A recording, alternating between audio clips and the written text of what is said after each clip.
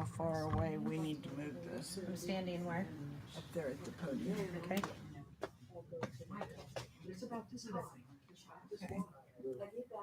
Good.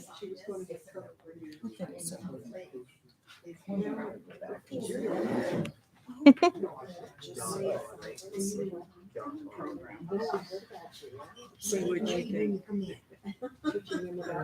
is that too far back or is that Mm-mm. that's just about right? I think it's good. Yes.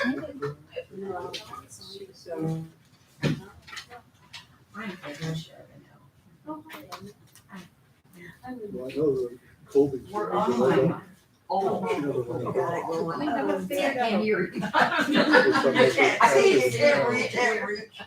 Are you in Beloit? Yes. We live between Beloit and. Well, she Bob Colby's wife. Okay, Bob I knew passed Bob, away very yeah, young. yeah. Okay. She was a, I was too young. I didn't know you were up there. Yeah, my wife and I live between Beloit. This is our son. Runs the restaurant. You've met him. Anyways. Oh, yeah. I think it would be a good idea because what she's trying to convey from the top to the bottom. Facebook. You know, just like you have to go to your It family. is out there, yes. I think she'd be really interested in just observing how Glad that you remember this. she's a top one right now. More now? Yeah, kind of. Even though I don't do anything, Well, I do. I've seen you somewhere before. Now, what do you So I do heard here? you say I'm not French. Actually, Yeah. some, Mine did, yeah. Some of them did, yeah. A lot of them did. Yeah. Yeah, Canada did stuff. Linda Topol. I'm not Oh, sure. this, you know, Yeah, our we son ain't Jim. Going straight on them. That's it. Just like, Yeah. Right. That's what mine did too. yeah. Yeah. Most of them did. And then there was always so many families there, and then they each married brothers and sisters, so it kind of. Well, my grandpa's first. Be interesting to know what these different levels, if it's almost like it's Dante's Inferno. But they did Are you familiar with Dante? But as far as what's off over here Yeah, versus what's coming this way, yeah, what's going out. yeah, because we were hellfire.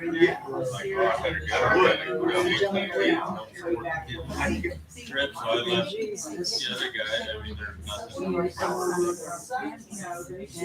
No, he's only, math senior last year. That's interesting, Joe. I must have magnified. Yeah. I did. Yeah. Yeah, so then you, My computer working, yes. yeah, because of the pads, membership. It was just No. struck me as it'd be like, interesting No. to I went and checked today. look at it in native mind, From the, what they were trying to achieve. but I know the church used to use Dante's Inferno. And, It'll be interesting.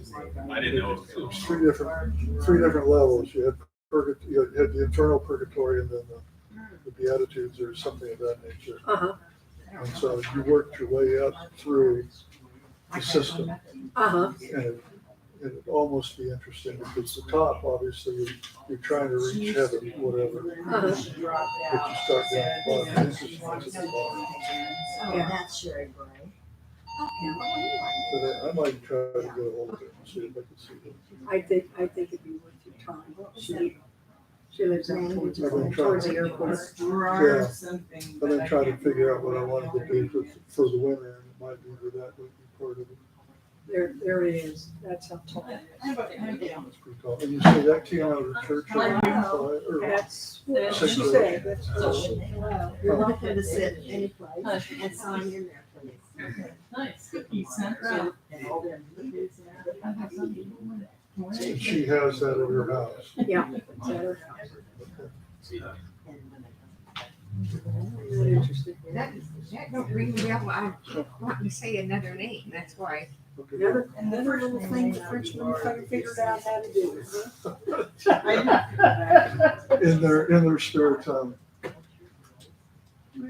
Yeah. Well.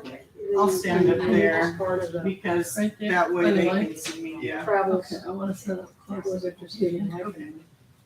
Oh, it's pretty rough. Hello.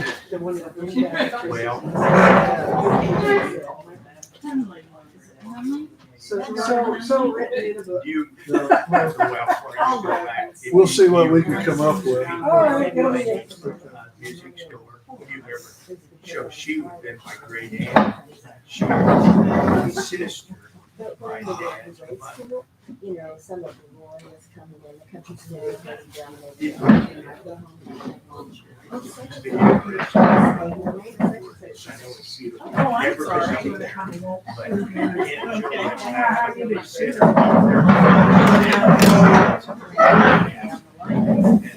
And tell them what we said is the library.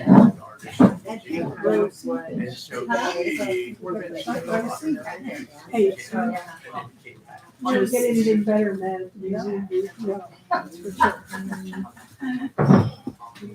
Well, I'll. I don't think we're gonna open up to that quite yet. I know what your job is. Yeah. How many books? Well, Joanne's not looking for boy. Yeah. You know. Three is a lot. I'm Joanne's cousin. Oh, yeah. No, No, you're John, you're Gail. I said, Don, I just. Glad to meet you. I think we're in the program. Well, hopefully. We'll see if I can remember what I want to talk Yeah. about. Find out. Yeah, great. Careful of the wires. Yeah, I was just noticing that. Did she introduce herself? Okay, she's my secretary. And Ashley is the archivist, librarian. They are, everybody, everybody. Sounds too complicated for me.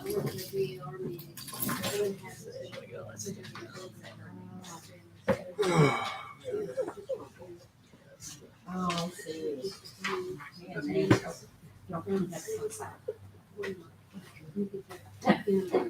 Some of them have been pretty excited. Yeah, a lot of things they want to share with you. They brought some things with them. 3 pages talks about Alan Suchi. I've got about 60 slides and probably 2/3 of them are quick.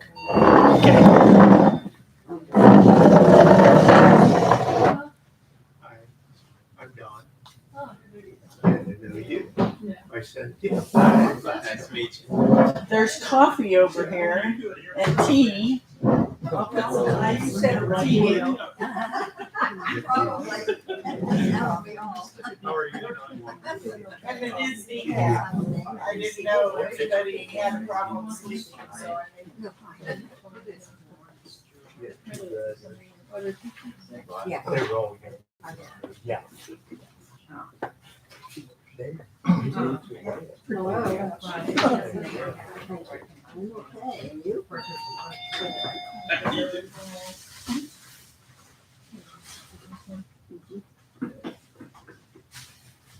Can't stay away.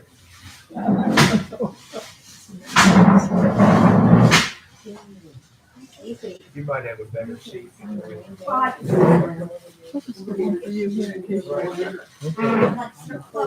Sure. You don't have to. Yes.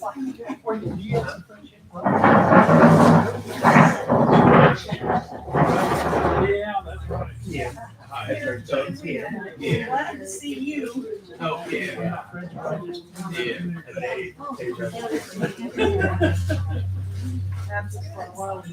You come by your place. We're pretty good people. Salute.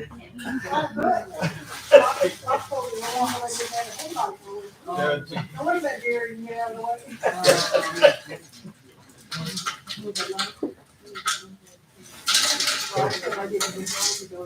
Are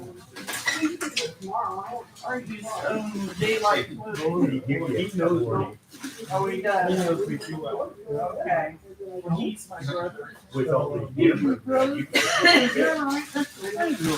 got whistles. He don't tell anybody. I've seen this. Oh, yeah? With his wife. They really did. No. Yeah, that's for sure. I don't know, because when I went in, Stop if she's over. about that, you know, cause On your that's. bumper,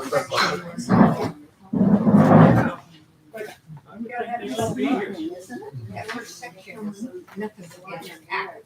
I couldn't get enough in there, and now there's hardly anything on there.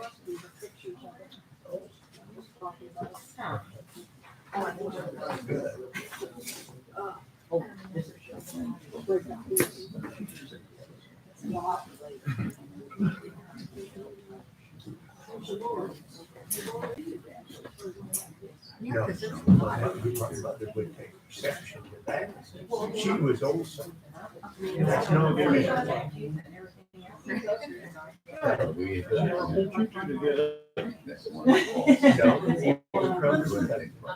And, Was that good or bad? Never Williams. Williams. Wow, Williams. I don't think it is bad. Well, good. He's a pretty good Yeah, boy. he's leaving Friday, and his grandson's getting married in Kansas City. Caitlin turned over the He's going there for was a graduation. sister. Melvin, Charlie.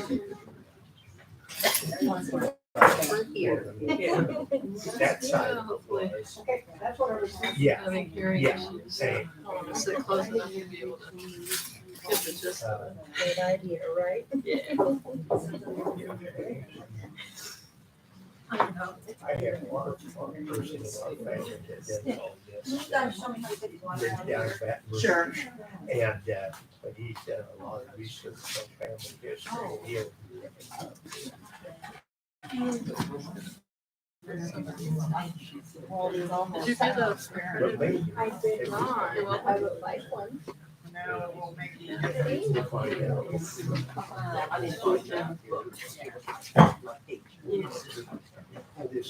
The only thing I know about this, the connection there. with the 5 minutes.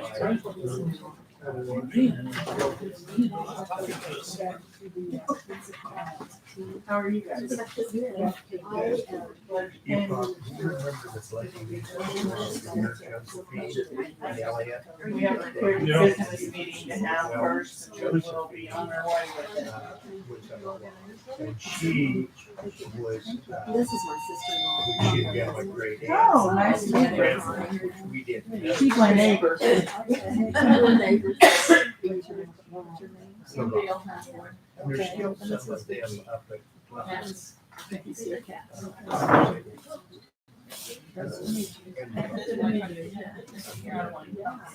Oh, sure. People move. Scatter. Where are your brothers? Bill.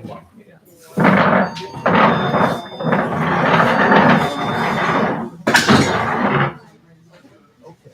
I never retired. Bob retired. Where's he at? Maybe. Do you see my children? I don't think they don't come back for reunions, or at least I didn't see it. Give us your picture. John, I thought you were, I wondered about that. Oh. We have to have a French name.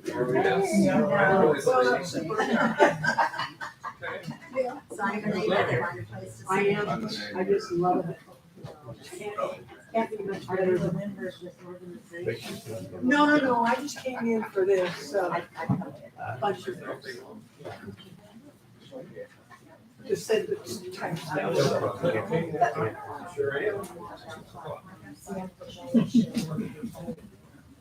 The new clip for.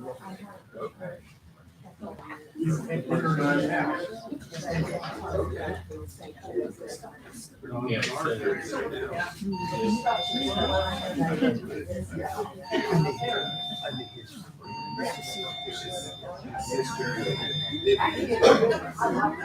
And so is George.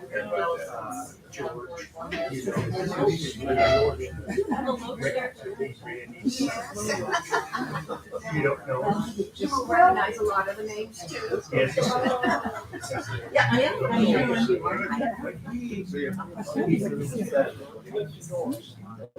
Coffee and tea over here.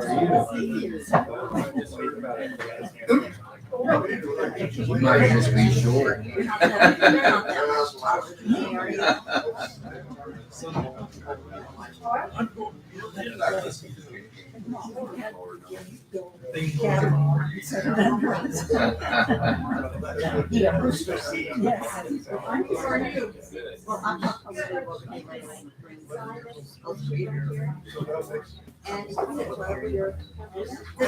was a good dinner today, wasn't it? The women did a good job.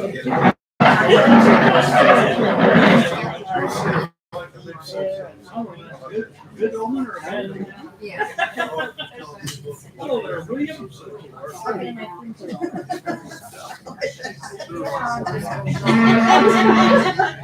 Right. Well, we'll see if it's a surprise here. I can be it.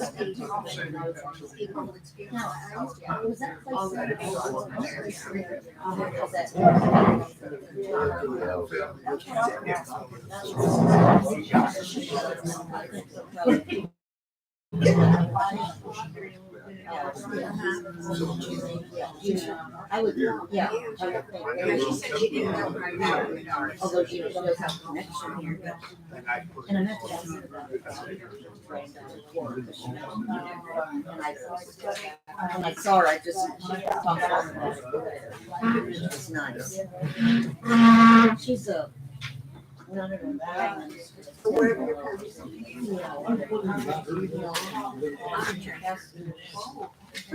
Three letters. Yeah.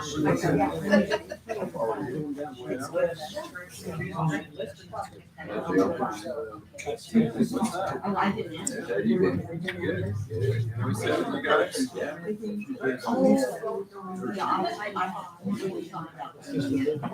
did it on video, but I never thought regular.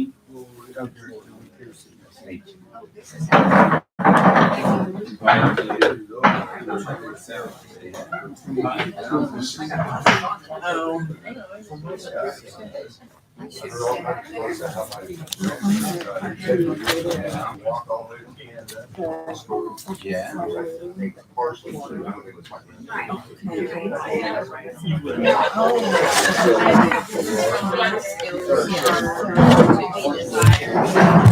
Mine too.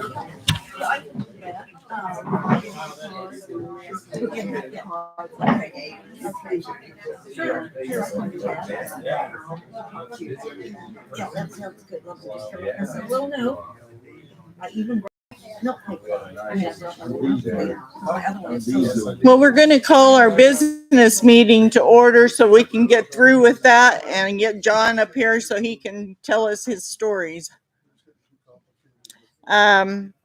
We have a real short business meeting that we're going to do so we can get that over with first.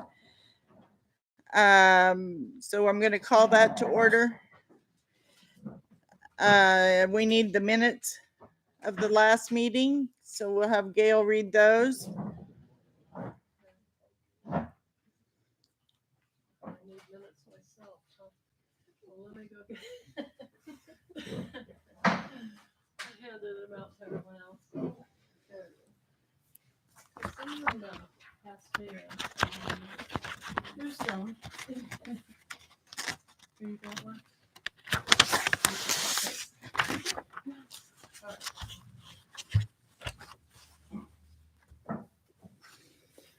Well, we all have the minutes in the packet, correct? I could read them if you like, or if someone were to motion that the minutes be accepted as submitted, that would be an idea too. It's your vote. How would you like it? Who wants to hear them read? Good, then someone needs to motion. I move. I second it. Great. Okay.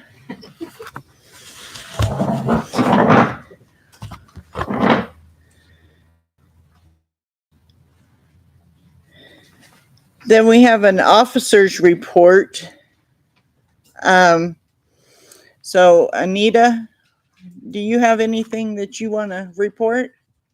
I'm just happy that we're getting this started again and we have such a nice group tonight. Yeah, it's a lovely group. Yeah. And I don't know people. Could you introduce people? I don't belong to it, but could you introduce who's here? Sure. I'm Vicki Katz. I'm the president. This is Gail Huthern. She's the secretary. Sharon Ray is our treasurer. Anita Cyphers is our vice president. Ashley Hay is our archivist librarian. Dustin Noble is our webmaster. And he's not here, he's working.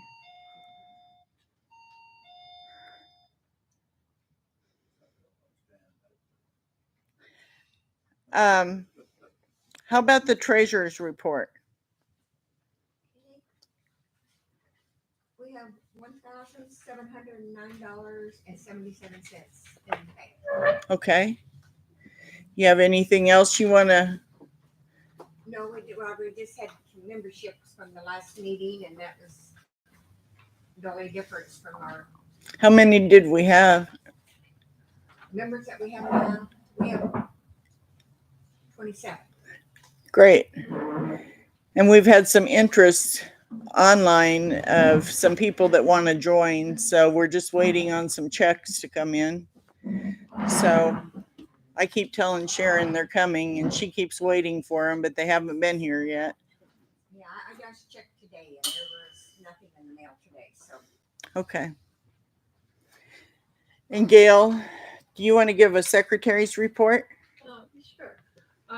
So I have been placing ads in the Blade, advertising our meetings, upcoming events. We're now sort of a standing thing to appear in upcoming events, and the advertiser also. And we had a nice little ad in the paper, a story saying that the first meeting would be tonight and what the program was. And we've had a lot of interest that way. And otherwise, I've been busy putting together a newsletter. If you haven't received one, either in the mail or email, please give me your contact information. I'll be glad to add you to the list. Would love to do that. Even if you're not members. Oh, yeah, right. You'll become members later on as you get to know us. And I had a few things I wanted to talk to you about. First of all, every organization that does genealogy needs an archivist and a librarian. And that's something that Marilyn Johnston used to do, even without having the title. She was the archivist. She kept track of everything.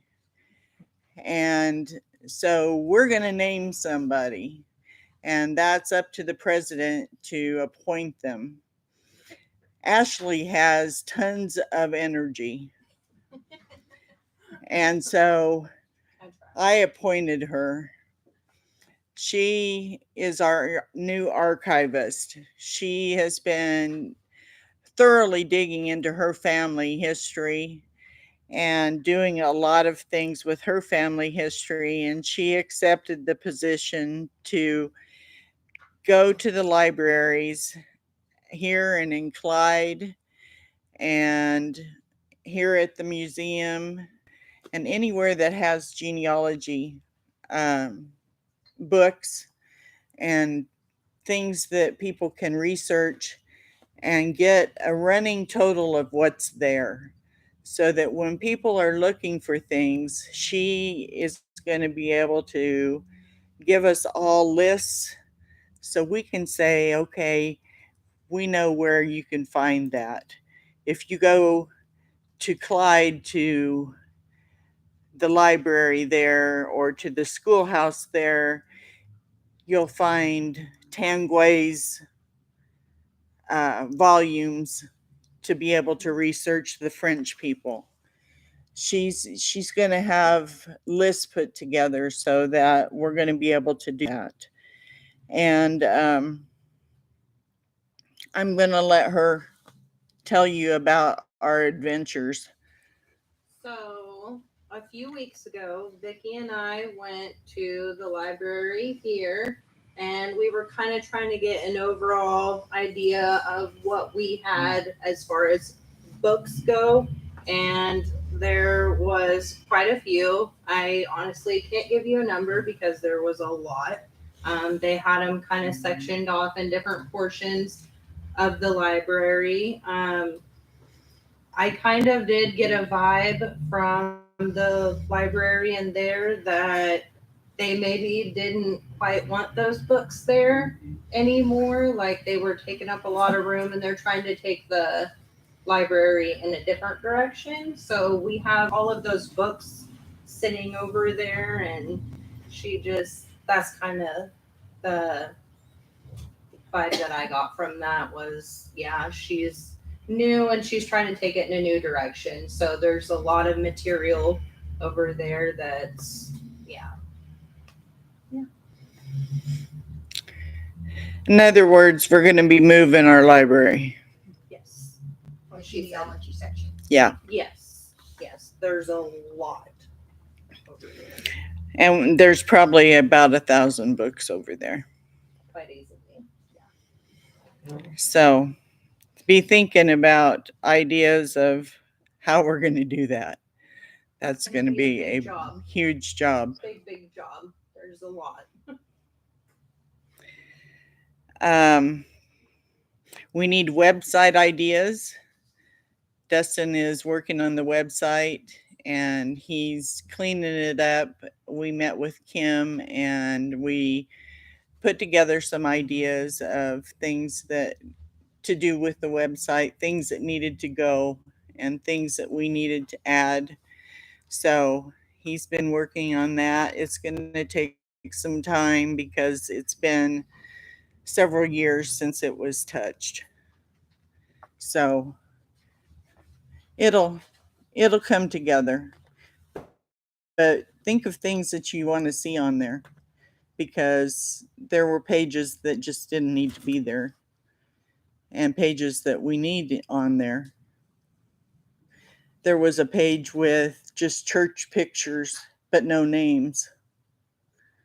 Well, people that come to look for churches would like to know the names of the churches.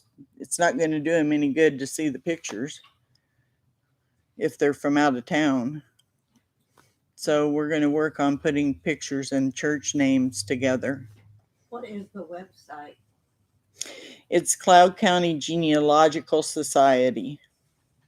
If you put that in, you'll find it. Is that .org or .com? .com. I have a question. On the genealogy site, the email is different what she puts in the paper than what's on the website. So which one is going to be the one that's on the website has been there forever. So. Well, that's a quandary at this point because right now we're going to have to keep the old one because it's so tied to the website. Right. It's well, it's tied to all the tax records too. Okay.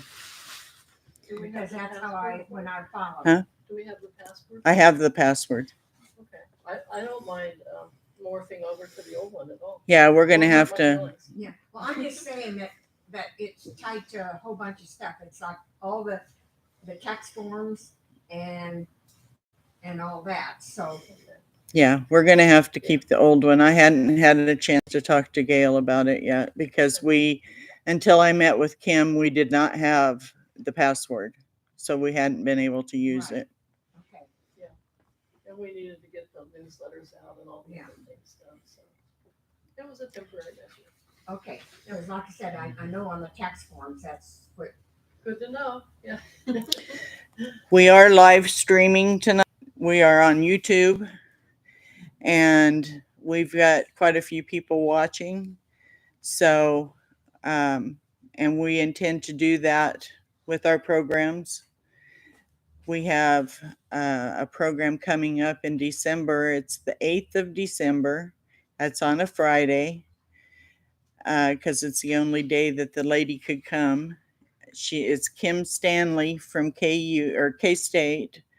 She's going to talk to us about creative writing our family story.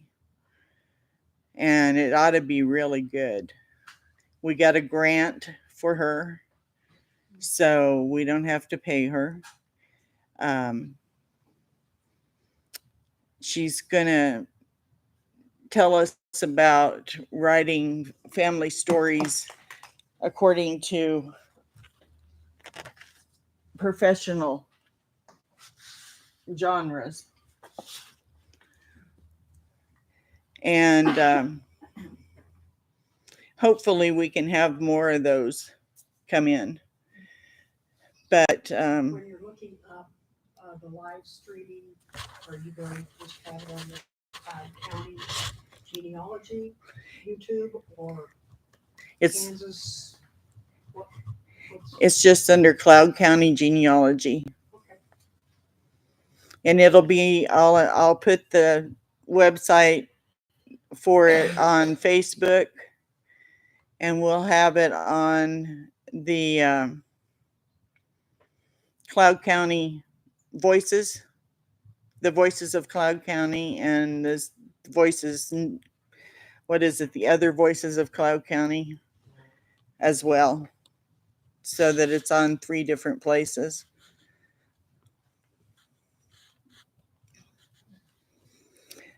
So, but we've had a lot of interest from the website. So I think it's a good thing. So anyway, let's move on and go to unfinished business. The bylaws are unfinished business. We've got to rewrite those bylaws, and I think the January meeting, if it's okay with everybody, will be our time to rewrite those bylaws.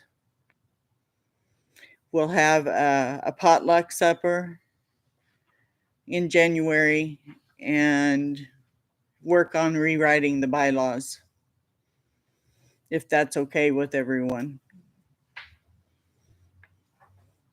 And then just not have a speaker. So we'll probably start that at 6:30 so we can eat and then have our regular meeting for the bylaws. Will that be the second Tuesday? Probably the first Tuesday, First Tuesday. because she has, Another club meets here on the second. yeah, Okay, first Tuesday at 6:30. yeah. That works okay, don't it? Anybody else have any other old business?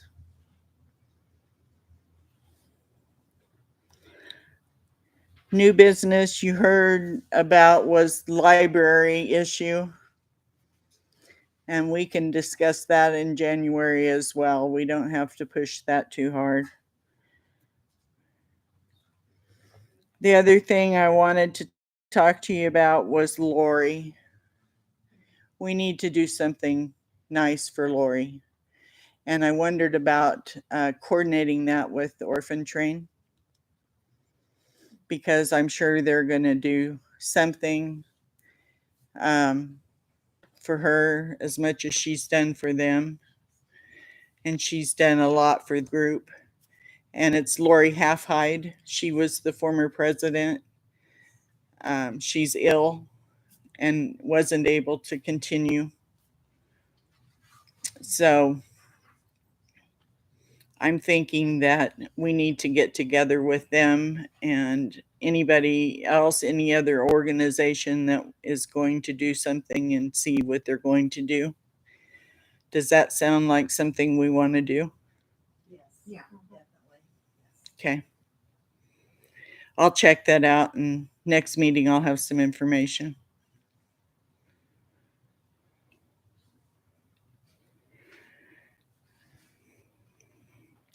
I think that's all I have. Anybody have anything else?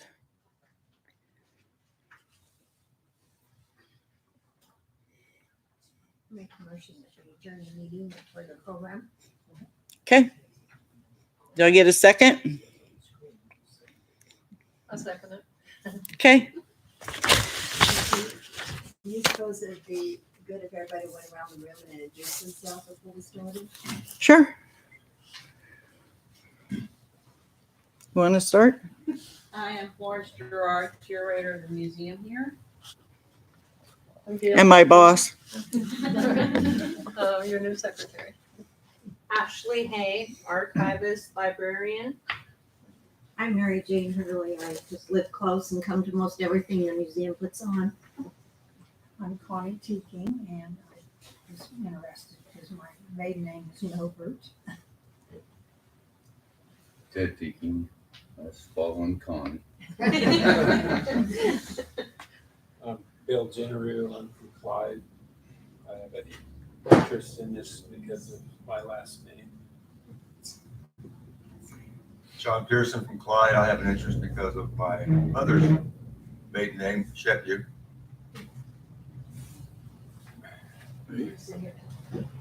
Bill Walsh. Marilyn Walsh. Edna Charbonneau. Art Jenneru. Mary Margaret Holster. Sharon Ray, I'm the treasurer. Sherry Gray. Tim Bono. Don Bono, Glasgow.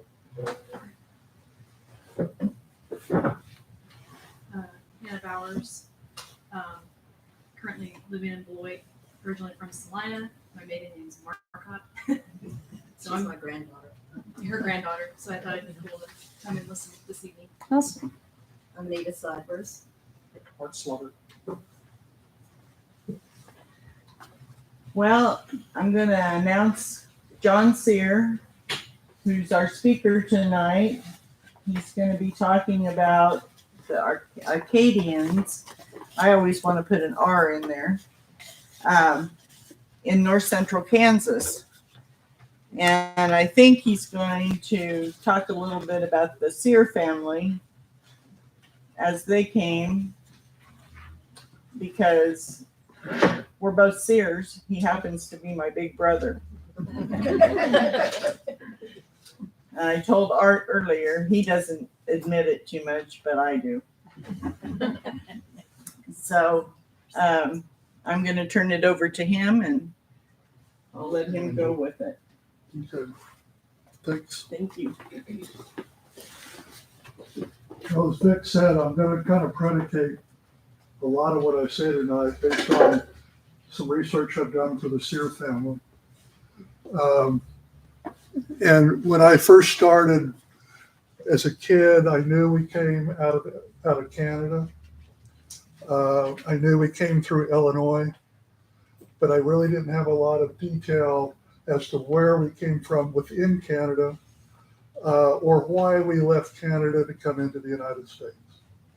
So consequently, as I got into this, I learned a lot, and hopefully I can pass a little bit of what I learned on to everybody here.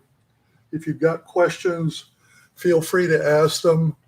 I don't expect everybody to be able to read what I have on the screen. What I've put up is largely notes for myself to some degree, but also to give you a little bit of perspective in terms of the depth of time that we're talking about. So if we start from Old Acadia to Cloud County, we're talking about a trip of about 1,900 miles. That's the distance that the family traveled, leaving Port Royal, Acadia at the time. Today it's, I think it's not, well, it's not Amherst. It's Annapolis. Nova Scotia. So they went up, came down the St. Lawrence River, down to south of Montreal, then down to Kankakee, St. Anne, and then on into Cloud County. So if we start with the family, between Vic and myself, there's 10 generations back to the beginning. If we start with the people that first came over to Acadia, the first gentleman was Pierre Cyr. He would be a grandfather 10 times removed, or 9 times removed, I guess. And the one thing that interests me a little bit is the fact that every generation doubles. So if you start with our parents, there's 2 people. If we go to our grandparents, there's 4 people. If we go to our great-grandparents, there's 8 people. It's a geometric progression as you move up the scale. By the time you get to the 10th generation, there's 1,024 people involved, if you get right down to it. So in the 10 generations that we're talking about, to get to Vic and myself, there's 2,048 people. All I'm showing here is one line of that family history. The first group was Pierre Cyr. His wife was Marie Francois Bourgeot. They had a son by the name of Jean-Baptiste Cyr. His wife was Francois Melanson.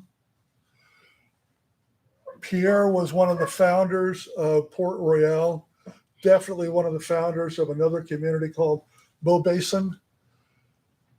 Francois Melançon's brother founded Grand Prix.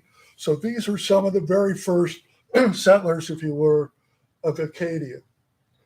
All of the names: Marie Francois Bourgeot, her father was the first surgeon, first doctor of Acadia. He came over in about the 1640s, was there for about 30 or about 20 years before he went back over to France. And when he came back, he had Pierre Cyr with him. So, I mean, this is the connections and the travel time that these people put in is really kind of significant and a little bit surprising. If we look at the route, and I mentioned it earlier, we start in Port Royal in 1668. That's when Pierre came in. Then we went up to Beaubasin in 1671 was when that community was founded. I've got 72 down here. That's when it was named. But the travel up the Chingachgook Bay up to the Beaubasin occurred in 1671. Then we come down the river, down south of Montreal, and La Prairie, L'Acadie, Napierville, maybe names that you're familiar with within your own family histories. Then once we leave there, we come down to St. Anne, Illinois, and I'm terrible at French pronunciation, but L'Arable, which is another community there around St. Anne. They're just south of Kankakee, about 30 miles. So all of this grouping in here was French Canadians that came out of this area right here, that came down to here. Then in the 1850s, they moved over here to Kansas. If we look at the Acadian timeline between the time that the Acadia was first founded to the time that we start seeing the British break it up, and it was fairly rough when they did it. We're talking about 1604, which is when Port Royal was founded. Beaubasin was founded, again named in 1672. Grand Prix was founded in 1680. The interesting thing also is that in 1690, because of the politics between Britain and England, French migration ceased, or virtually all of it ceased. Estimates are that there was only 10,000 Frenchmen ever to cross the Atlantic to come into North America. Everything that came after that in terms of population was made up because they were able to have the children, and they had very large families, which was one of the very signatures of French Canadian society, was large families. The Treaty of Utrecht was in 1713. That particular treaty had tremendous ramification in terms of society structure, because at that point, Britain took over Nova Scotia and parts of New Brunswick, and it basically took control of those areas both politically and physically. 1750, Beaubassin was burned and Fort Beauséjour was constructed. Beaubassin was on one side of the river, the fort was on the opposite side of the river. The side that Beaubassin was on was British territory, across the river was French territory. And I've got some maps, we'll show this a little bit better later. In 1754 to 1756, the intense Acadian deportations happened. This is when the British forcibly loaded up the natives, if you will, onto ships and sent them off down through the colonies. Part of them ended up down in Louisiana, but a lot of them were offloaded in the various locations from Massachusetts, Maryland, Georgia, the Virginias, the Carolinas, all the way down the Atlantic coast. In 1762, the Acadian deportations end. That is when the French and Indian Wars ceased. And all of a sudden you had relative peace, if you will, and the Acadians that had been forced out of their homes during this period began to filter back into Canada itself. They really were not allowed to come back into Acadia to any great degree, other until later, but they were allowed to go back up into the St. Lawrence River Valley. If we look at the Quebec timeline, it's lasted approximately 100 years. And we're starting then in the 1750s when French-speaking families began to settle an area south of Montreal. Now, one thing in this, don't get me wrong in the sense that Quebec had been founded in the early 1600s. So you had two different French societies in reality setting up in North America. You had the ones that was focused around Quebec and the other one that was focused in the Acadian area. And quite honestly, when the French started showing up and the Acadians started showing up in that time frame, the locals, the French locals in the Quebec area didn't necessarily like it. And they didn't readily accept them culturally. And as a result, that created some conflict. I've also got the Acadian diaspora listed here.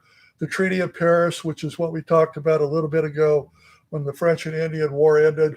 1763, the families began to appear, and I'm talking about Acadian families now, start appearing south of Montreal in a village they were calling New Cady or Little Cady. That name changed when a large group of people arrived in around 1768. That name became Lacadie, which is what it is, or what it was up until recently, when it was basically assimilated into the suburb of Montreal. Lacadie was founded as the oldest parish in the upper Richelieu River in 1782. That's when it was actually formally named again. Canadian rebellions had a big effect on this area between 1837 and 1838. So it was a relatively peaceful between 1782 and 1837, other than the fact that there were some other things going on in the background that you'd have to read about in history books to really get an appreciation for. But the English Society and the French Canadian Society, because of the French Canadians' predilection for the Catholic Church and the English predilection for the Church of England or Protestantism, they were not getting along. Plus the fact during this period of time, you had some crop failures. So consequently, you had some very difficult time in here, although there was relative peace in comparison to what they had been through before. The move to Illinois began in about 1848 when the first families came down. And then we'll talk about Father Sheneke. 1851 is when he kind of came into the picture. The Illinois timeline It was a very short period of time for the families that ended up here in Cloud County. It was a stopover. They went down because of the land was available to them, plus the fact that the railroad finally reached Chicago. And all of a sudden, we had a whole area in Illinois starting to open up south of Chicago. The problem was it was the last part of Illinois to be settled, and there was a reason for it. And I don't know how many of you heard your grandparents or your great-grandparents talk about the swamplands of Illinois, but that was the problem. The area that they were going into outside Kankakee was very swampy, very marshy, and as a result, the land was not very productive.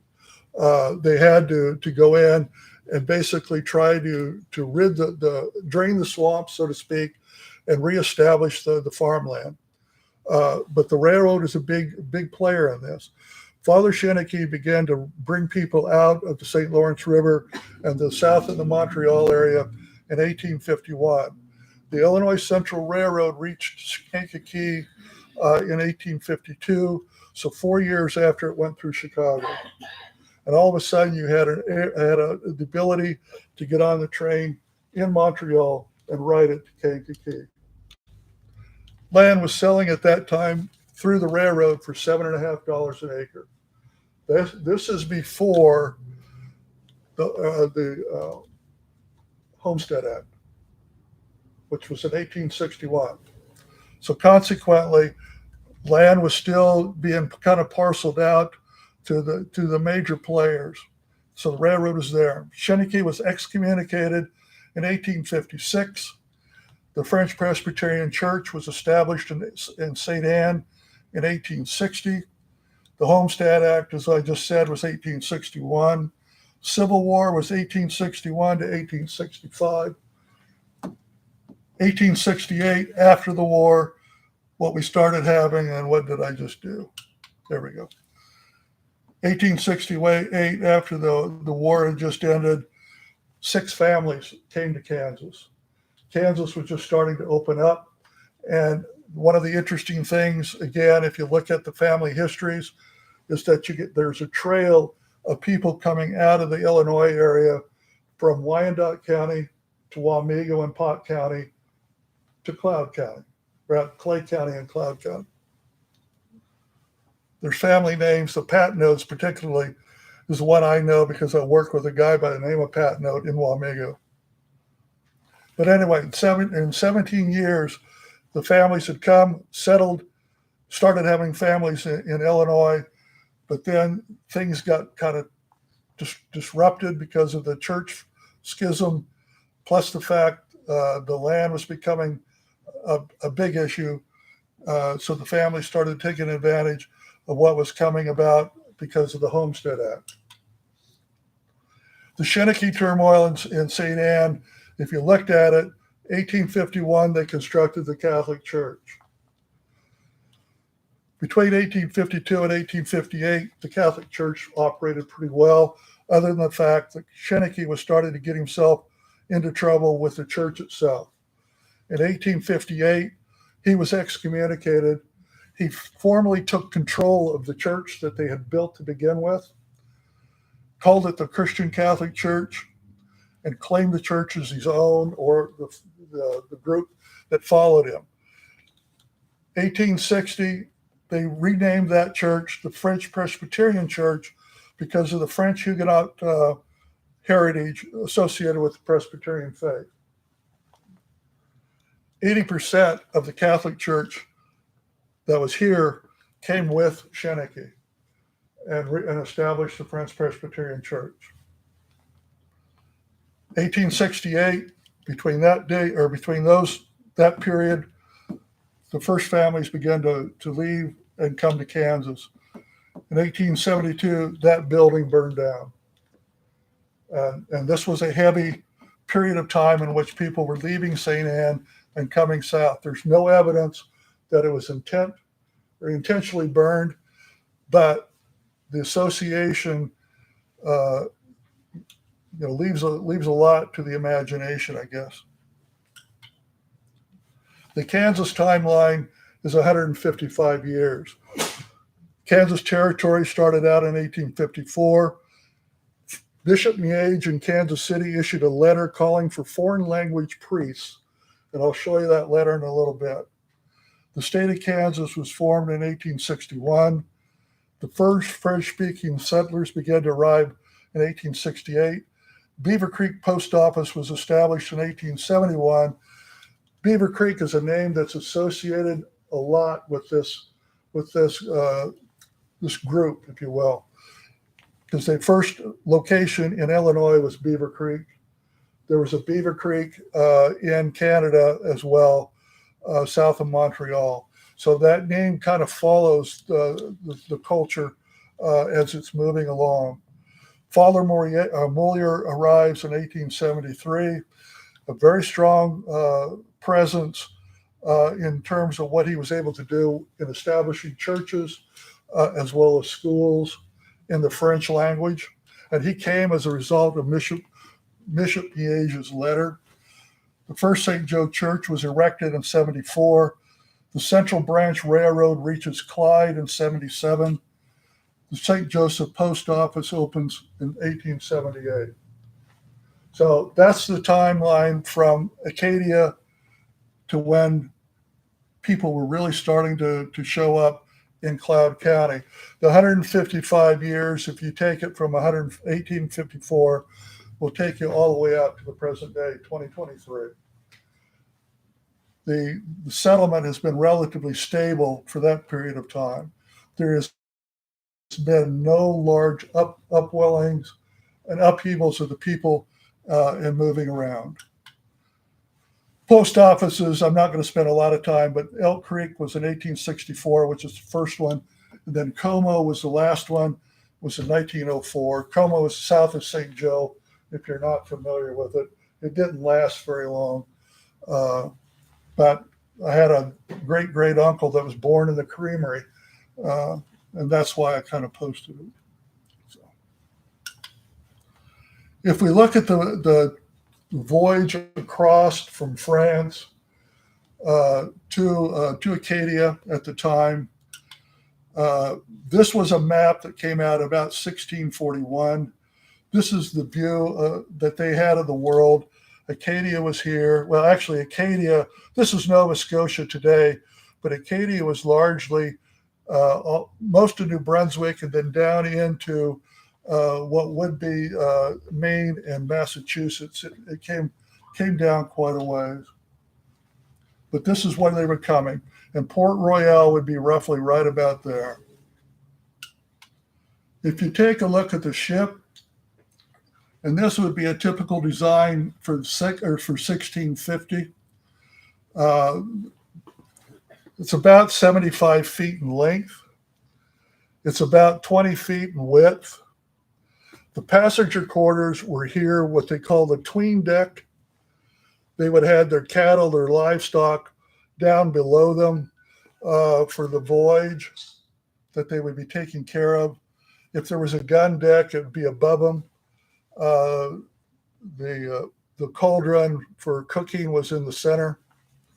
But this would be the typical deck, the typical ship carrying voyagers across the Atlantic. And if you look down here, depending on the winds and the currents, it would take anywhere from 6 weeks to 2 to 3 months to make the journey. So it was not necessarily a pleasure cruise by any means. How many passengers? Typically, what I've read is like 20, maybe 30 in that range. There wasn't a great number. Most of the times in the references that I've seen in terms of when they would go back and pick up people, it was like 24. What they were trying to do is to pick up husbands and wives if they could. Sometimes kids, but typically the kids came later. It was the adults that they brought across. Were they wealthy? Wealthy? Not at all. Generally, they were people that were coming out of, I'll talk about it in a second, but the land ownership system in North America fell into three different groups. One was the plantations, which was the British system. One was the haciendas and the encomiendas. Encomienda system. That was the Spanish. And then you had the señor system. Basically, these were little fiefdoms, and you had farmers that belonged. Well, they didn't belong because they weren't chattel by any means, but they farmed the land of the señor, which was a well-to-do person, a well-to-do landowner. As long as they were able to farm and produce a crop, a percentage of that crop went to the manor. The rest of it was theirs. So they were more tenant farmers, if you really put a name to it. They weren't readily wealthy by any means. Most of them were uneducated. Some of them were educated, but most of them weren't. Yeah. What was the cost to get on board? Good question, because I don't know. I would assume, in many respects, the landowners in North America were going back over to Europe to get the people. They probably paid their way back. Those individuals were then indebted to them for a period of time. So I don't know. I can find out, but I don't know. Yeah. This is a replica of a ship, of that ship here. And if you look, there's a guy standing right here to give you a little bit of perspective in terms of the size. Maybe to give you a little bit better understanding, again, this is about 75 feet. That's 65 feet. So when you're going down the highway, you're looking at about the size of the ship that they came over on. So, and think about spending anywhere from 6 weeks to 2 to 3 months at sea in something that size.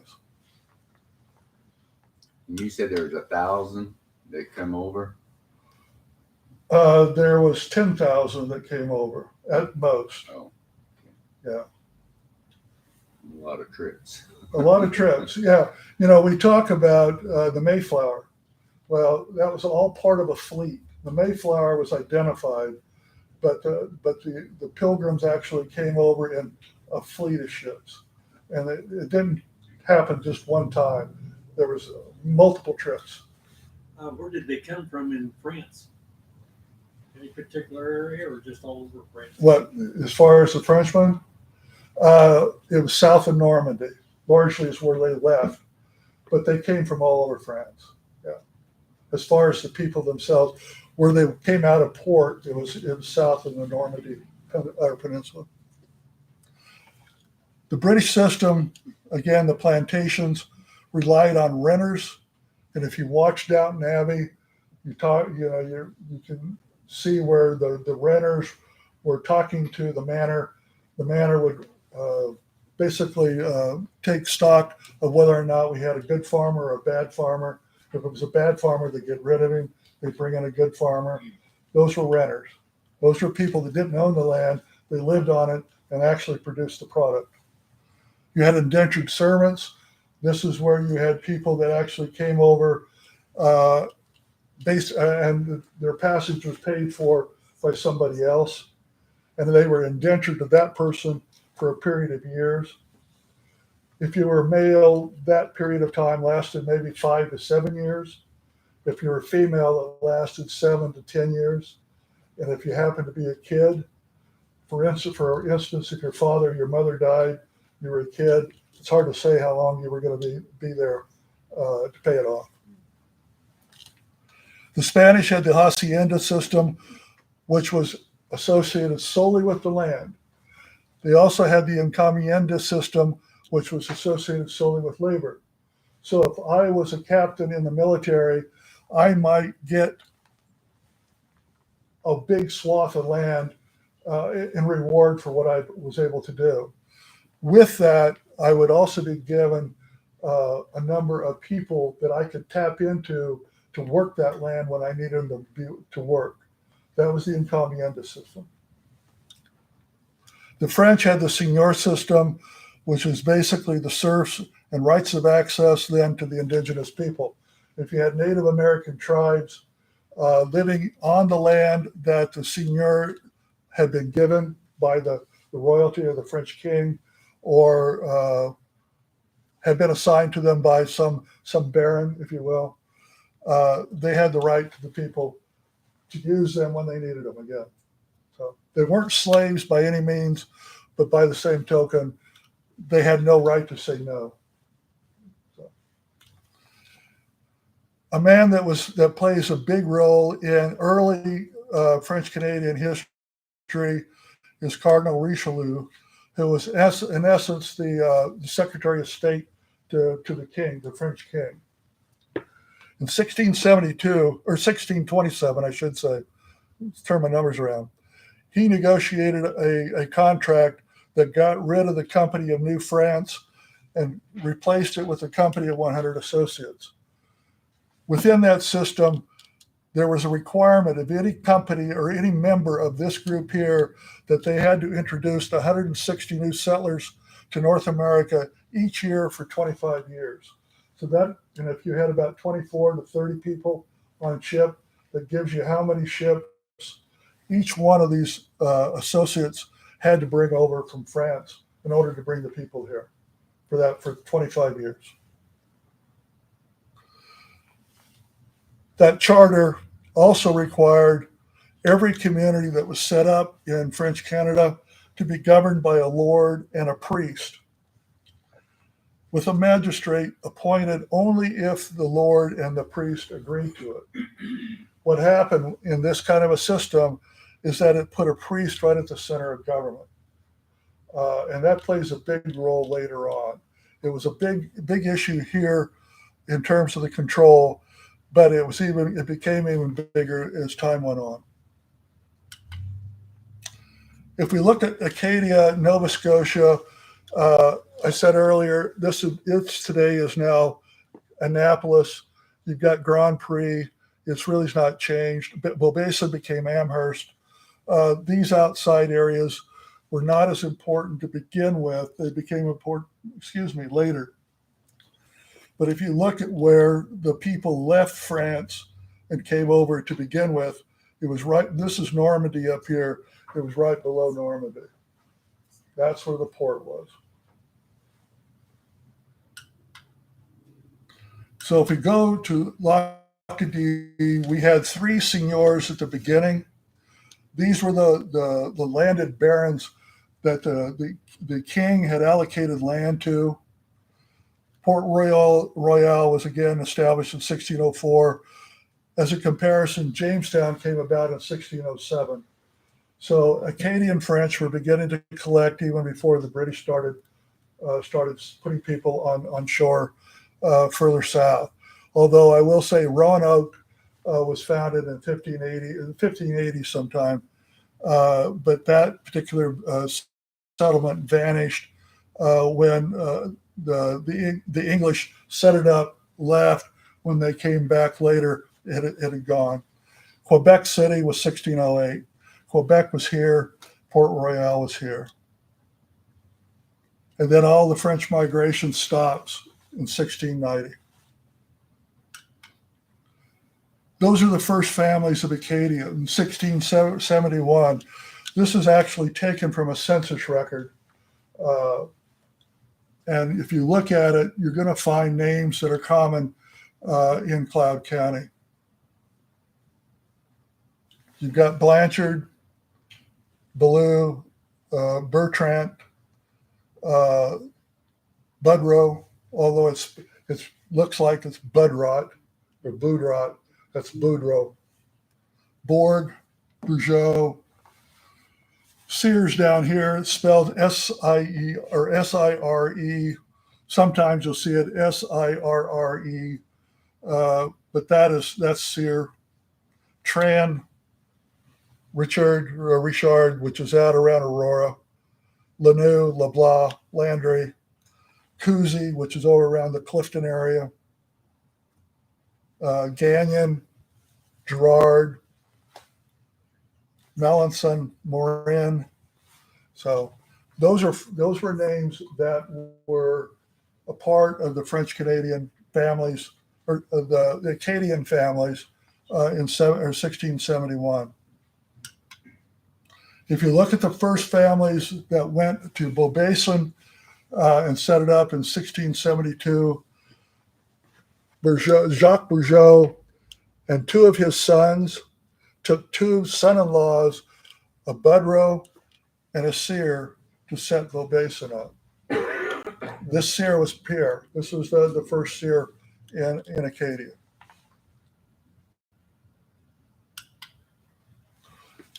Again, Beaubasin is up here.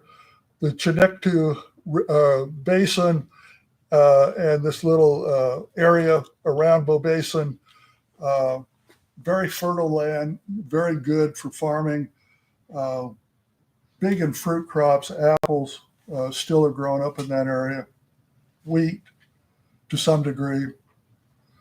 But it's one of the biggest settlements in Acadia. That Grand Prix, Port Royal never got as big as those two did.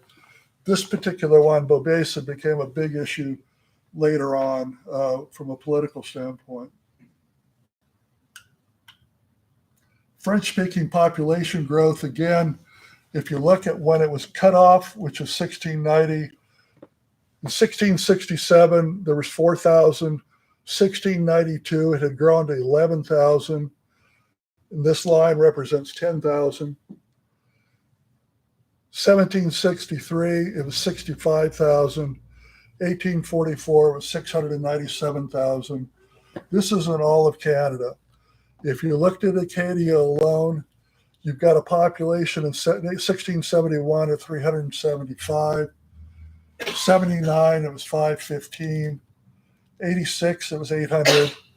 And in 1750, it was 10,000. In 1755, when the Acadian breakup began, or 1754, that number had grown to 14,000. Large families were doubling the population about every 27 years in Canada. And what that was doing was creating a very big red flag in this particular area alone for the British, because in 1690, when they took control, or 1713, when they took control of Acadia, New Brunswick stayed French. Acadia went British. It became Nova Scotia shortly thereafter. But the isthmus here, this was French, this was British. There were some strong concerns that the French might try to organize and come back across militarily and take over Acadia. If you look at the old regime, and the old regime is a history that was put together by a historian in the 1800s by the name of Francis Parkman.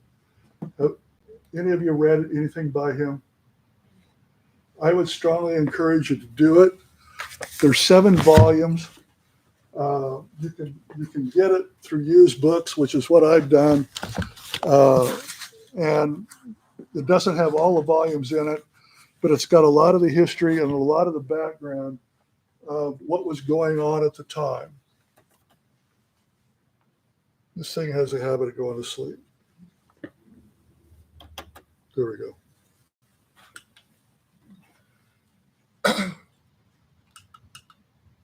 Yeah.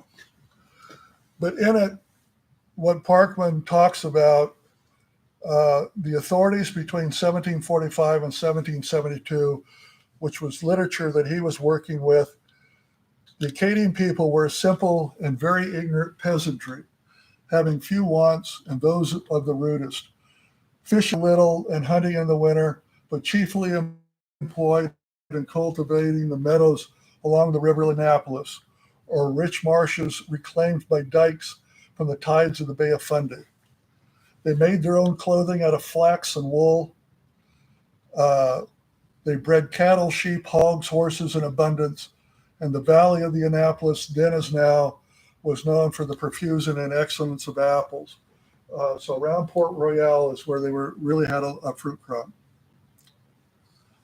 Acadian homes were wretched wooden boxes without ornaments or conveniences, and scarcely supplied with the most necessary furniture. 2 or more families often occupied the same house, and the way of life, though simple, was by no means remarkable for its cleanliness. So while they had very little, they were very clean. That is a replica of an Acadian home for that time frame. So it gives you an idea of size, scale.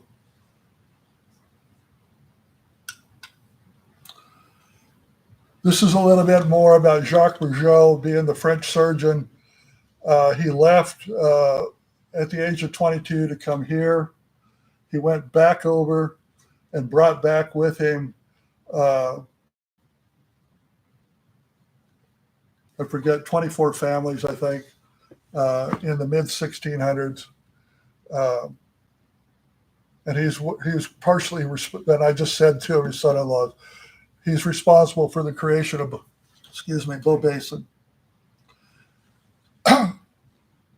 A census in 1686 showed that there was 127 residents of that location, 20 families, 102 guns, 426 arpents of cultivated land, and 536 farm animals. So they kept very detailed records at the time as to what they were finding. The Treaty of Utrecht caused a tear in the geopolitical fabric. And what I would like to do, not necessarily to get into it too deep, but to give you an idea of the mentality of what was going on. That treaty expressly provided that such of the French inhabitants as were willing to remain there, and they're talking about all of Acadia, and to be subject to the king or kingdom of Great Britain, or to enjoy the free exercise of the religion according to the usage of the Church of Rome, as far as the laws of Great Britain do allow the same, but that any who choose may remove with their effects, if they do so within a year. So when England took over in 1713, they allowed the Brit or the French to stay, provided they pledged their allegiance to the king. But French authorities of Canada and Great Britain or Cape Breton did their utmost to prevent them and employed agents to keep them hostile to England. On these, the most efficient were the French priests, who, in spite of the treaty, persuaded their frocks that they were to be subjects, or that they were still subjects of King Louis. So the French priests on what is today New Brunswick were trying to keep the Frenchmen that stayed in Acadia loyal to France, loyal to the church.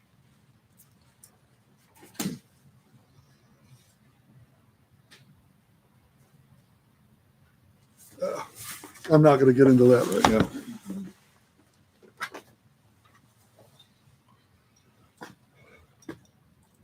In 1750, the French administration put Beaubasin to death by forcing Acadians on the British side to burn all of the buildings, including the church, and to take refuge. Again, Beaubasin was on the English side. A French priest got the Micmac Indians to go across the river and do that. What they were trying to do is to force everybody on the other side of the river, because they wanted to put together Beausejour, Beausejour, the fort, but they needed people to do it. So the predecessor to the Acadian diaspora, or the Acadian dislodging the Acadians in 1755 had its beginnings because the French were not willing to allow the citizens to settle down and remain loyal to what was the new government.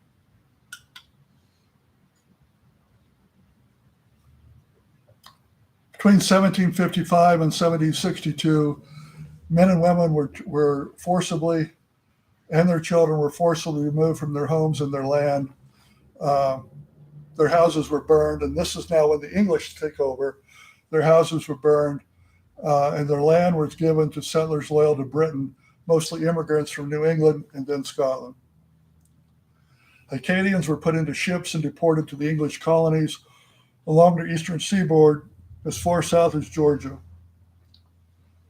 After 1758, the British transported additional Acadians to Britain and France. Of the 14,100 Acadians, approximately 11,500 were deported during this period. 1764 census indicates that 2,600 Acadians remained in the colony, having eluded capture. At least 5,000 of this number here died because of disease during the transportation. These are just a couple of murals that I found online. This shows the Acadians being guided by the British soldiers down to boats, being put on boats, being taken out to the ships. That over there shows the British soldiers burning the communities.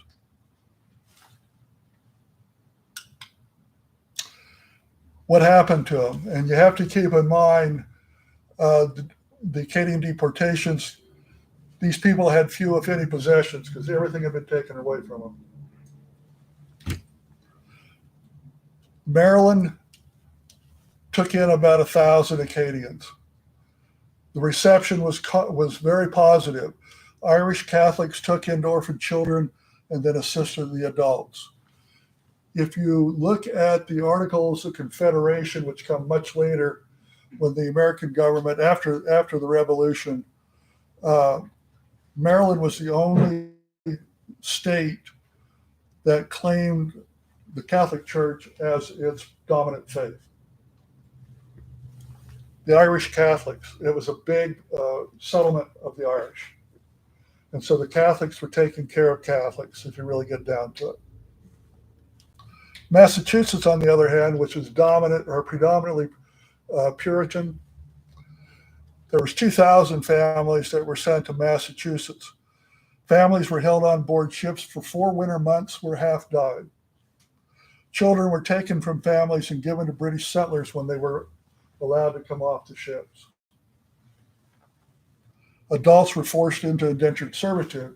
One thing, again, to keep in mind, they had nothing to work with, to produce their own food. They had no land. They had no money to buy land. And as a result, they were subjects to the state. The state didn't like using their money to pay for people that were being forced on them in their minds. And we'll get back to that in a minute. So what they wanted to do is that they wanted to get rid of them in some fashion. They couldn't. So when they did accept them, they put them into indentured servitude to pay off the debt that they had incurred for the travel, as well as the food, as well as any kind of lodging that they put them into. Connecticut, like Maryland, welcomed the families. Connecticut was more Quaker, and as a result, they had a little bit of different mindset. Pennsylvania and Virginia received about 500 Acadians, but held them in port for months before allowing them to disembark. Virginia refused to receive Acadians, holding 1,100 on board. Then in ships in Williamsburg, where many died before they were sent on to Britain, excuse me, where they became prisoners until 1765. Again, until after the French and Britain, or France and Britain, stopped their war. The Carolinas and Georgia, much like Massachusetts, refused entry due to their inability to support themselves. Later, they put them to work on plantations as indentured servants.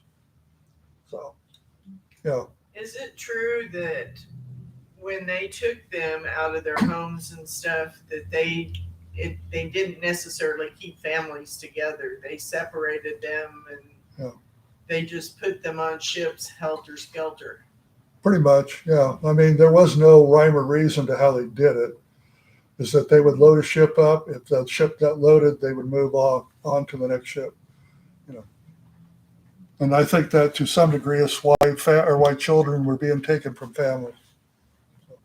Did they try to fight? The French, a little bit, but not a lot. You know, the fight was pretty much out of them by the time that they got to, got to the ships. So.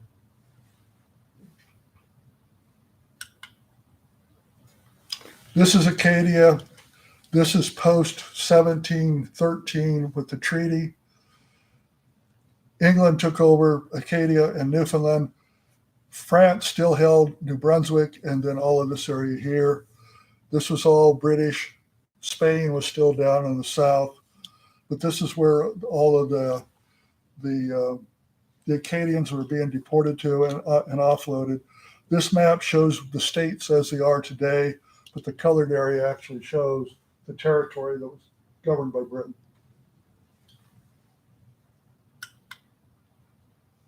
So on to Quebec.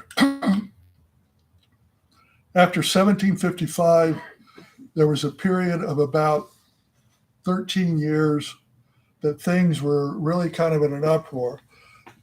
What happened is in about 1768, you started seeing families come back into Acadia, but most of them were coming back into areas around Montreal, around Quebec, between Quebec and Montreal, but definitely south of Montreal. There was the family ties, the church ties, and it's amazing again to me, the communication structure. Granted, it took a long time for letters to get from point A to point B, but they kept in touch with one another. And they began to understand that families were gathering here, south of Montreal, as well as around Three Rivers up in here, and again around Quebec. And as a result, they tried to make their way back to those areas as best they could. I mentioned it earlier about L'Acadie being south of Montreal and being an area that really found a concentration of Acadian settlers. These are some of the accredited first settlers of that area that were coming back. Boudreau, Bougeot, Bro. I don't know what that name. I've tried to get Couture out of it. I've tried to get a number of names out of it, and I can't do it. Cyr, Hebert, Lanoux, Richard, and Trajan.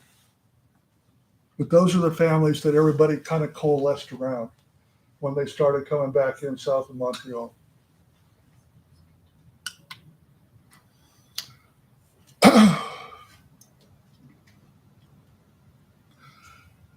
By then, the English had taken over. You have Lower Canada, which is up the High River and St. Lawrence, and then Upper Canada, which is the southern part of the St. Lawrence River Valley or the St. Lawrence River system. But you had the densest concentration of French Canadians were found in the old seigneurial counties. And basically here again, what was going on was they were going into that system that they knew. They were trying to stay together. They were trying to get into areas where they understood what was to happen. And you had that west of Montreal, south of Montreal, around the city of Three Rivers, and along the Richelieu and the Yamaska rivers. There was high population densities in and around the Quebec City, extending south on the south shore of St. Lawrence, downriver toward Kamoruska. The population during this period continued to rise. French Canadian population grew 400% between 1784 and 1844, while the amount of cultivated land grew about 275%. What was going on is the families were outgrowing the land that they had been given by the British. And it was beginning to create some problems. At least 22 French Canadian families left and were present south of Chicago Bourbonnais, Illinois by 1846. So a French Canadian colony had already started to form south of Chicago. This guy was both good and bad in the sense that he identified the French Canadians as being adhered to ancient prejudices, ancient customs, and ancient laws, and from any strong sense of their beneficial efforts or effects, but with the unreasoning tenacity of an uneducated and unprogressive people. But he also changed British government because of the rebellion that had occurred over a 2-year period. We need to accelerate the assimilation of the French Canadians into society, and he characterized them as a people with no literature and no history. So he was wanting to bring them into society, and yet he was very prejudiced against them as a culture. Upper Canada, Lower Canada were united to become the province of Canada in the 1830s as a result of that.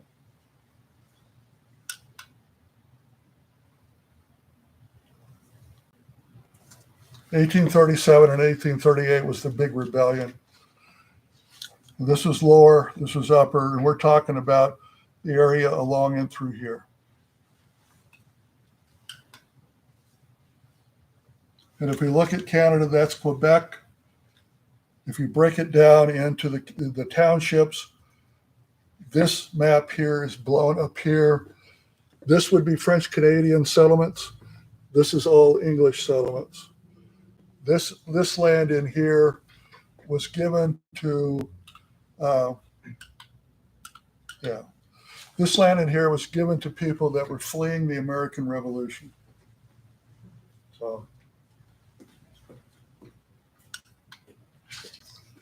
if you go back to where the Acadians were at this point in time that had come back, the black represents the concentrations. This is south of Montreal. This is Quebec. This is Three Rivers. If you look at the history of Cloud County, you're going to see a lot of references to Lacadie, St. Jean, Napierville, but also Three Rivers in terms of the histories.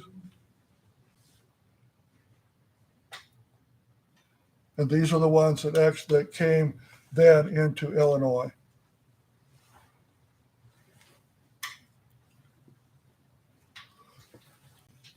When I mentioned a little bit ago about land becoming scarce, when they came in to the area south of Montreal, they were given 40 acres. Between that date and this date, 1763, again, the population was 65,000. 1844, it was 697,000. Talk about family generation subdividing land. Think about that for a second.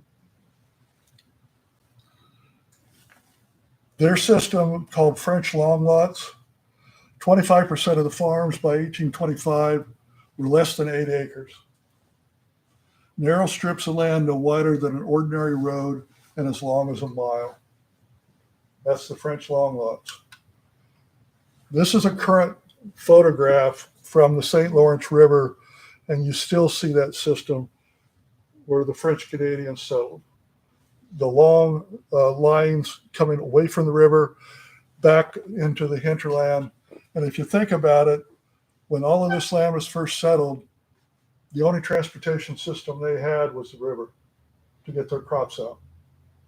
And so that's why they were so insistent on setting up properties adjacent to the river. But as families grew, they kept cutting the land up. So. Illinois. There we go. Maybe. There. Chicago's up. We're starting to get temperamental. Chicago's up here. Kankakee is here. Iroquois County is right south of it. St. Anne is here, and I don't expect you to see it, but all of the notations in this plat map, this is all swampland over in here. And that's what the families were upset about when they got in there and they started settling. The land wasn't that good. So it was kind of written that this was not going to last very long. There was also a period of time when the trains were starting to run, so transportation was becoming much easier. They're not reliant upon wagons or horses anymore. They could get on a train and go from point A to point B, typically. Some of them that came first to Cloud County would come into Washington. Some of them came to St. Mary's, buy a cart and a horse or an ox and come south, but that didn't last very long. The train came into Clyde, as I said earlier, pretty early.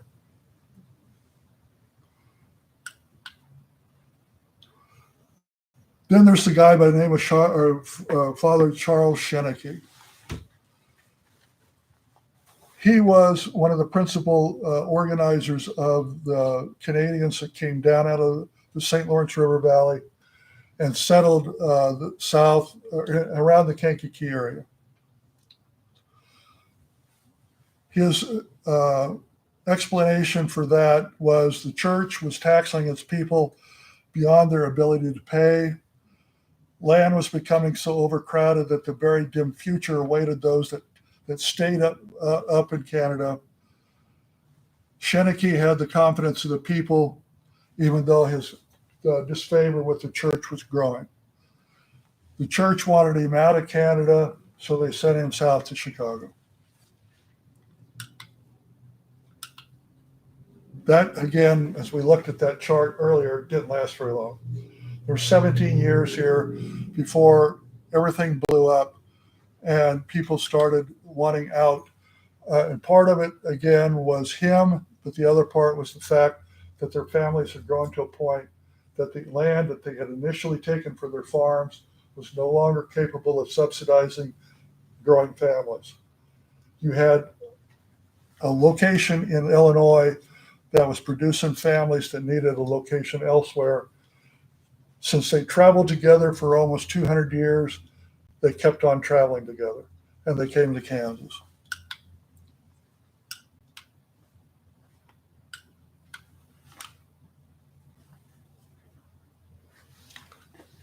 And when they came,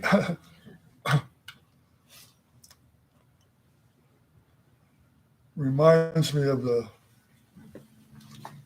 wands that we have at the house. So anyway, when they came to Kansas, this was as far west as the state had grown to that point. Washington Republic, Clay, and Shirley counties.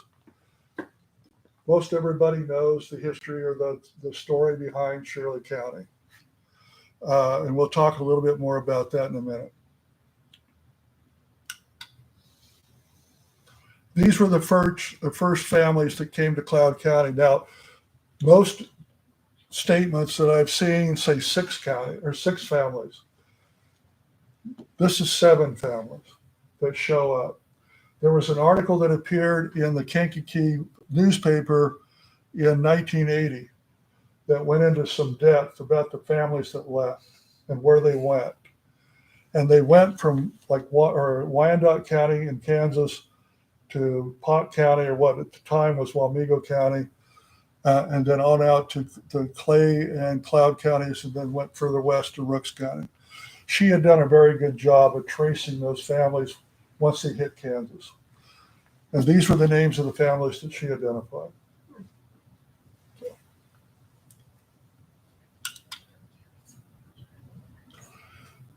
The term that she used with the overflow settlements, and this would be St. Anne, St. Arable, Kankakee, they were producing more families than what they could sustain. Clay County inherited 65 households. Cloud County got the biggest share of it, 375 households. Washington County had approximately 65 households of the French-speaking people that came in. And if you look at the different churches that have been set up, you had one in Clay Center, one in Beaver Creek, which is just south of Ames, or today's Ames, Clyde, Elm Creek, which became Ames, and then Concordia. Those were Catholic parishes that had been set up in '68.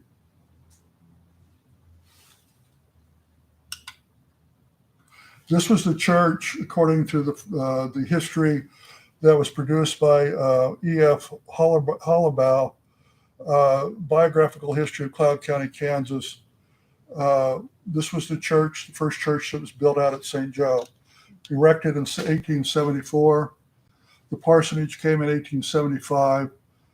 The settlement was made up of French people who first located in Kankakee, and then was also French speaking out here, obviously.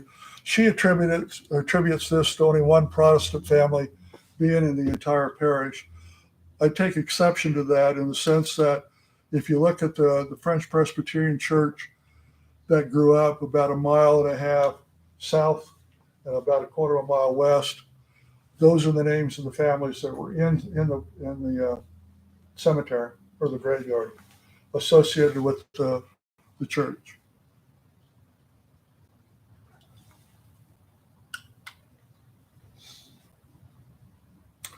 Early settlement was listed over there, and that's associated with the post offices. The Clyde Herald in 1880 cited 12 carloads of household furniture, effects, farming implements, and livestock belonging to late Kankakee arrivals came in over the 2 railroads yesterday. Our large colony of KKKs have a rove already, and still there's more to follow. Well, the Frenchmen make good farmers, anywho, and it's nobody's business if they talk too much or too loud. There's other citations similar to that, talking about their marriage ceremonies, on the fact that you might have 12 weddings on the same day performed at the same time. So it's the size of the families. If you take a look at the land patents that are registered here in the Cloud County Courthouse, these are the French names that show up in those patents: Elk Township, Shirley Township, Colfax. I've highlighted the names that I could easily associate with the Acadians. Undoubtedly, there's others in there that I haven't identified, but it gives you an idea of how many of the French came out and were the first landholders to take possession of the property in Cloud County. Aurora Township, Star Township, which is around Mountainville, then other Cloud County names that show up, and then Clay County names are starting over here. So,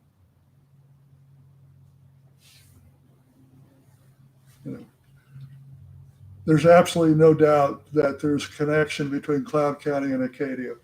These families have stayed working together and have really hung together for a long period of time. And most of the time when they left an area, it was because of either religious or ethnic issues or economic issues associated with farm failures and or crop failures, and they needed to move on.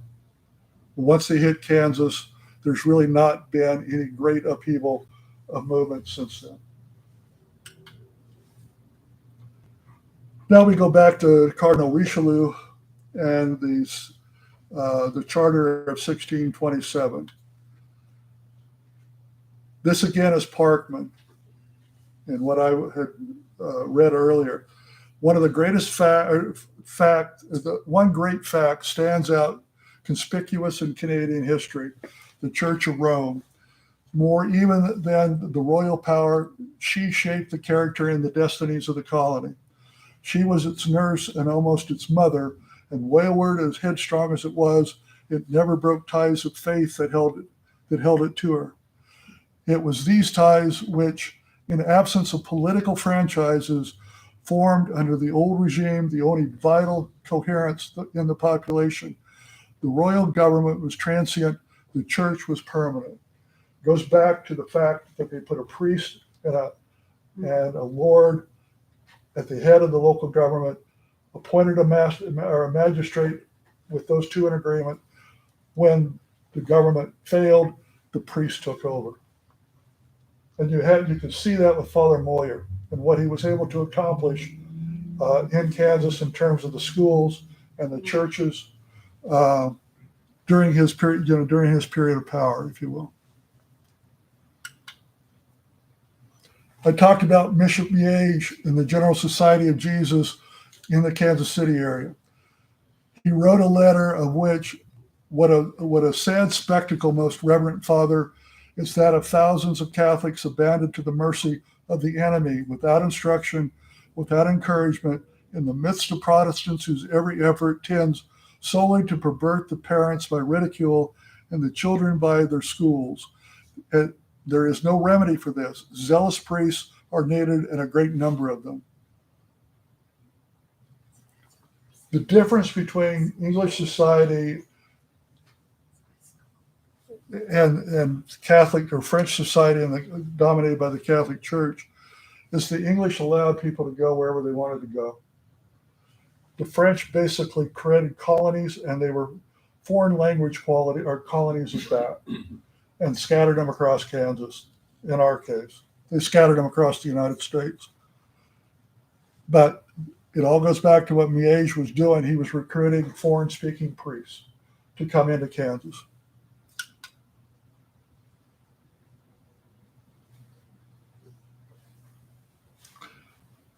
And there's been a lot of study about this. Clark, in 1970, the Sociology of Frontier Religion, ethnic differences as well as doctrinal, supported isolation of the Roman Catholic population secured through the elaborate denominational controls of the church. Sharp contrast with the Church of England, which exercised little control over its immigrants.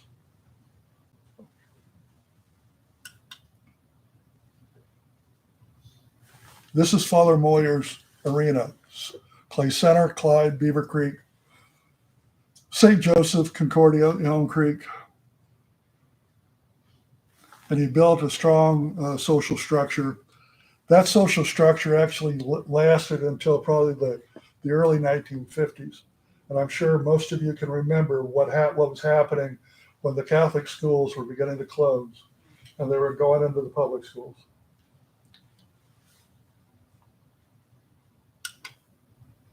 Now the name Shirley. I think everybody associates Shirley in 1866 when the county was formed as a legislative prank. Was a well-known prostitute in Leavenworth. Is that everybody's recollection? Pretty much. The county didn't last that long in terms of Shirley. 2 years later, it was renamed for Cloud County, but not before the legislature started to argue that the name was based on William Shirley, who had been the governor of Massachusetts, British colonial America, and a highly regarded military leader. Okay? That's him. Or, a painting of him. He was the governor of the province of Massachusetts from 1741 to 1749. Then again from 1753 to 1756, at which time he was the commander-in-chief of the British forces. Those dates sound familiar? He was the one that gave the order for the breakup of the Acadian colony. And he had thought of this, according to history and according to Parkman, he had actually been talking about this since the 1740s. So.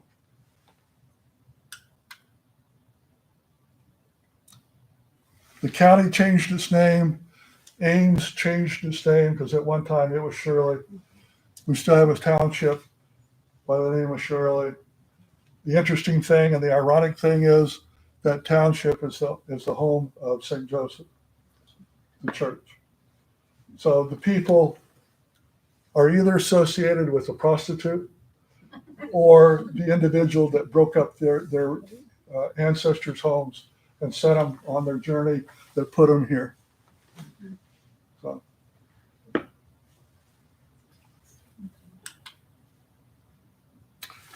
Daniel Fogelberg had a part of a song that I particularly like. This is the Acadian coast. That's kind of a painting of it. This is an actual photograph, and this is a photograph of Kansas. But it basically says, the morning will blow away and the waves crash and fall, and the reach like a siren sings as she beckons and calls. As the coastline recedes from view and the seas swell and roll, I will take from the reach all that she can teach to the depths of my soul. So all of the families come from this environment to this environment. The history, the background, and there's actually some scientific research going underway.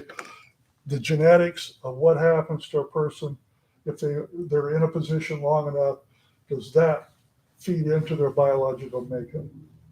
And if you read Nature, the magazine Nature, within the last year, there's references to some, not to this particular area, but to the fact that genetic material may have a lot more to do with our background and our biology than what we really understand. So, anyway. Did any of the French know English when they come to Cloud? Some of them were bilingual. Most of them were not. When I was in second grade, I have a very specific memory of the second grade teacher telling two of my classmates to stop speaking French because it was a sign of ignorance. And they were playing on the new jungle gym out in the playground at the time. That's sad. The names were Tremblay and Provost. Yeah. The two kids. So most of those kids were bilingual without question. Their grandparents weren't. Their parents were pretty much bilingual, although some of them still had difficulty. So. But when they were by themselves, those kids spoke French in a lot of cases. There was a lot of other immigrants coming into Cloud County at the time. The Swedes and some of the English, Irish, they were already here. When the French came in, and again, I go back to my great uncle that was talking about the swamplands of Illinois having determining factors to where the people coming out to Kansas wanted to locate. They wanted away from the river. They wanted in the highlands.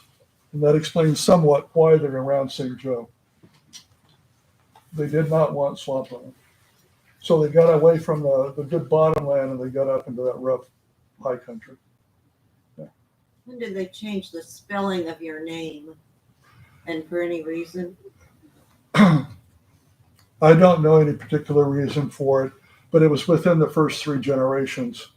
Pierre Cyr was the first, his son, Jean-Baptiste, and then his son was Louis Joseph. And Louis Joseph is in the records, it's more Louis Joseph CYR rather than SIRE. I really don't know why. Is there a connection between your spelling and one with an E on the end? Family preferences more than anything. Yeah. And sometimes the CYREs are more associated with Catholicism, and the CYRs vary.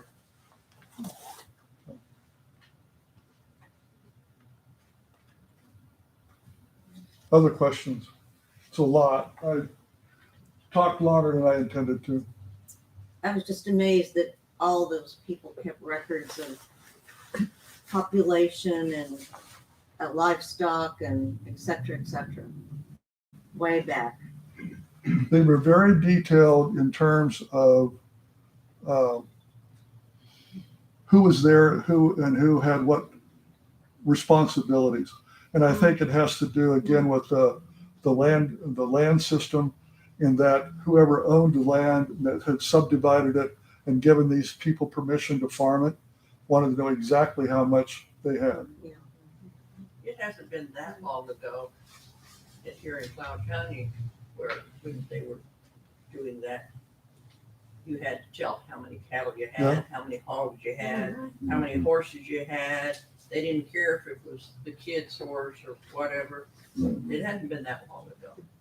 Ag I'm census old and report. I just, Yeah. I still remember. I remember getting calls from the county. Still keep track. Yeah, those ag census reports can be pretty detailed, pretty boring, but most of that, again, is they're just trying to get some idea of what the area is able to produce and support. What's an ARPAN? It's their reference to an acre,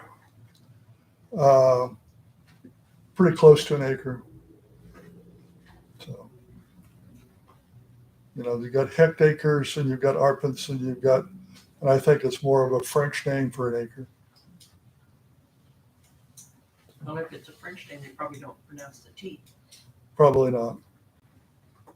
And like I said, I try to do my best on those names, but I never did learn French, even though I was around it when I was a kid. And the thing about it, if you really think about it, that was the old language that we were hearing. Connection with with France as a nation ceased in 1690. So that language was a heritage language. It was subject to names coming in, the words being coming in from the British, but the old language, the old French, was Old French. I had a French exchange student that I took out to St. Joe to show her the French tombstones. She couldn't read some of them because the language was that much different. Did you carry on French traditions as you was growing up? Oh, I don't know that we carried any kind of French traditions because our family was so broken up or mixed up in terms of the English and the German and the French, some Irish. So we weren't specifically loyal to any particular ethnic group. So the one thing that I do remember as a kid, and people find it strange, is that when we went to the cemetery for Memorial Day, it was often with a picnic lunch in the trunk. And when we were out doing graves or decorating graves on Memorial Day, we didn't come back to the house for meals. We ate at the graveyard. And that's an old world tradition.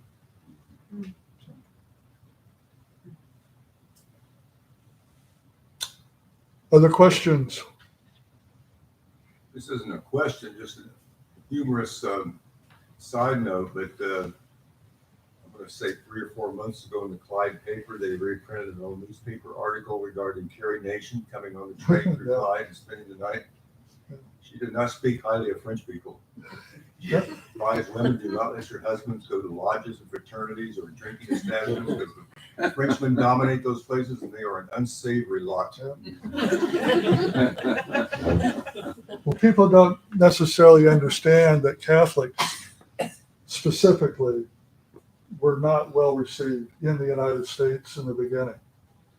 There were areas, particularly in Pennsylvania, Ohio, where the laws were that Catholics couldn't hold office and they couldn't vote. And that didn't change until early part of the 1900s. So, yeah. In our church history book, which I should have brought tonight, Catholic Church here, that group was really accepted, and the town, the city, accepted the building of the church. And the nuns, built the convent, and the bishop was here, so it brought a lot of people in also. And part of that is because the French Canadians came in and they took control. Yes. They brought that culture with them. So, but anyway, I do appreciate your time. Hopefully you got something out of it. I find the connection with Shirley to this day to be a little bit ironic because he was the responsible party for putting everybody to sea and putting everybody on the road to Kansas. So, and why St. Joe still adheres to or the Shirley, I don't know. So anyway, thank you. Thank you, John.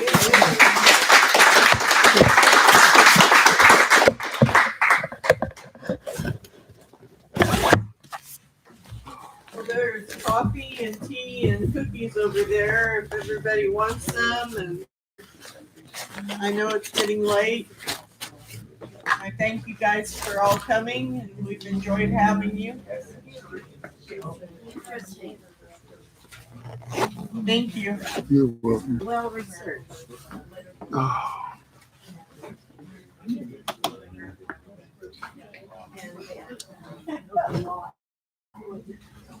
It was interesting. Yeah, you guys are right. Yeah.